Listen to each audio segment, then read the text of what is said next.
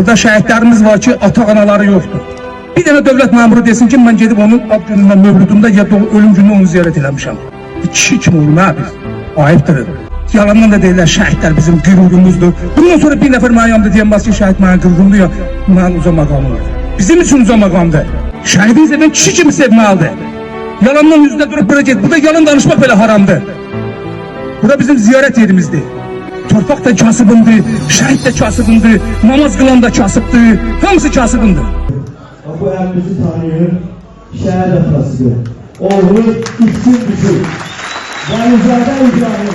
Ben bu emniyet sözleri şimdi inşallah gece Allah Teala galip nasip ederse şəhidimize söyleyeceğim bu galibiyeti.